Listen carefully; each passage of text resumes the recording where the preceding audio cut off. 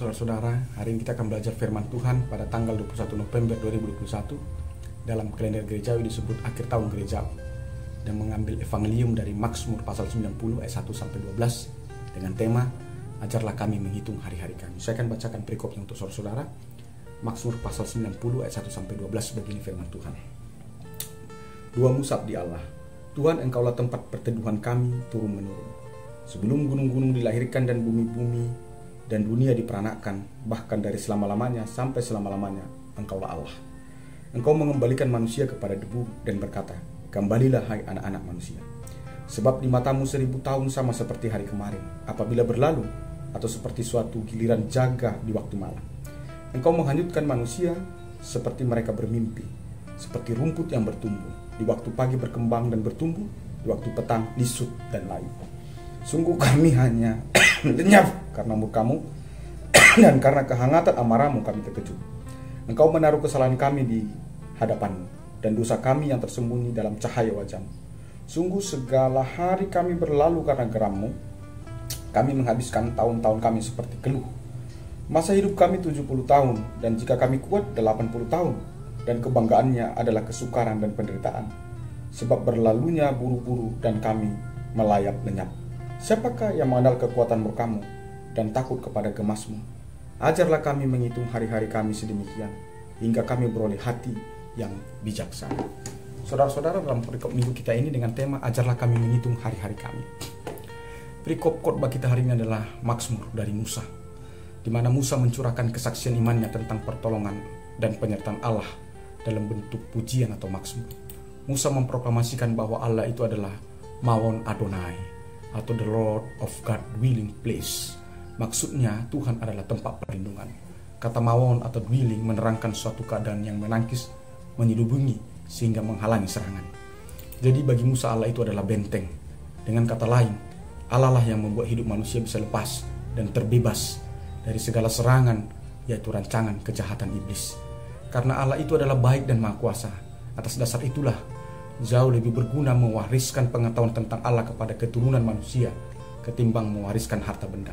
Itu mengapa Musa berkata, Pedor lanu hayita atawador. Dalam King James Version menuliskan, God dwelling place in all generation, yang artinya Tuhan adalah tempat perlindungan bagi semua generasi. Musa menyatakan bahwa Allah menjadi Allah bukan karena hanya ia mencipta. Sekalipun Allah tidak mencipta, ia tetap adalah Allah. Di sinilah Musa sampai pada kesadaran iman tertinggi, yakni Musa akan menyembah Allah, tidak peduli apa dan bagaimana kondisinya. Sebab Allah akan tetap menjadi Allah saat hidup kita susah, dan Allah akan tetap menjadi Allah saat hidup kita senang. Jadi bukan susah atau senang yang penting, tetapi yang terpenting adalah menyembah Allah baik dalam susah dan senang. Musa juga menyatakan bahwa Allah adalah penentu takdir. Allah adalah penentu akhir atas segala kehidupan manusia. Maksudnya adalah Allah tidak akan terpengaruh karena harta atau karena jabatan. Jika Allah sudah berkata manusia itu harus mati, maka manusia itu harus mati. Allah itu mutlak kehendaknya. Allah tidak memerlukan pertimbangan manusia ketika Allah hendak mencabut nyawa manusia, karena ia adalah sang pemilik nyawa manusia. Disinilah kita harus sadar siapa diri kita di hadapan Allah dan siapa Allah, agar dengan itu kita tidak perlu sombong dalam kehidupan itu. Itulah mengapa Musa berkata, You turn man to destruction and say, return all children of men.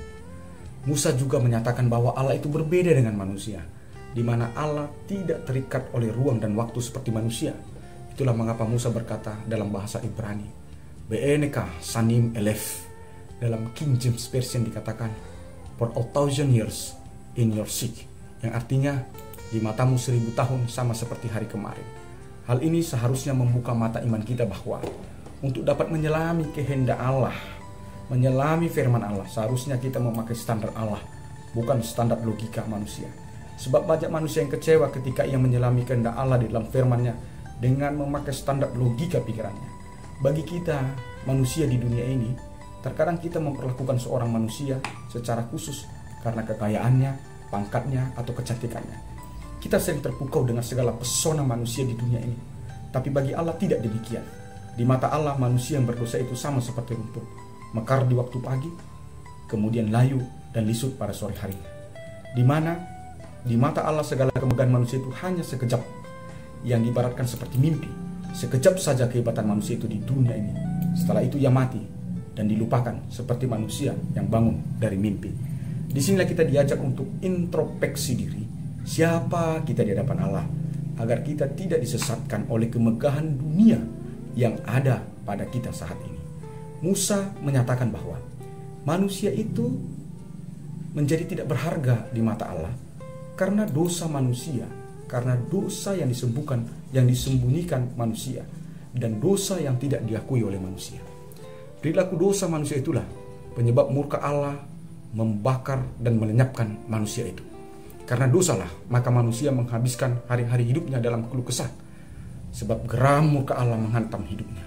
Dosa itu pula yang membuat manusia berumur pendek. Itulah mengapa Musa berkata dalam bahasa Ibrani, Bahem senotenu yeme weim sana sibim.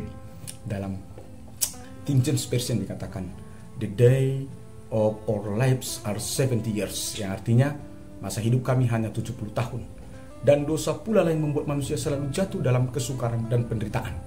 Teks ini mengajak kita untuk mengenal dan mempelajari apakah akar dari segala penderitaan, apakah akar dari segala kesukaran dalam hidup manusia di dunia ini.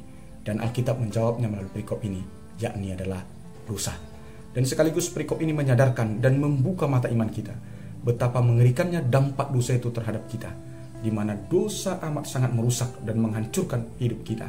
Dan tentu saja perikop ini mengarahkan kita untuk tidak kompromi dengan dosa, sebab hanya dengan cara itu kita dapat keluar dari kesukaran dan penderitaan yang selama ini membelenggu hidup kita. Dan sekaligus perikop ini menuntun kita untuk mengakui dosa-dosa kita kepada Tuhan, sebab perikop ini dengan jelas dan tegas menerangkan kepada kita, menyimpan dosa sama saja dengan menyimpan bom waktu di dalam hidup kita, yang sewaktu-waktu akan meledak dan akan membinasakan diri kita sendiri.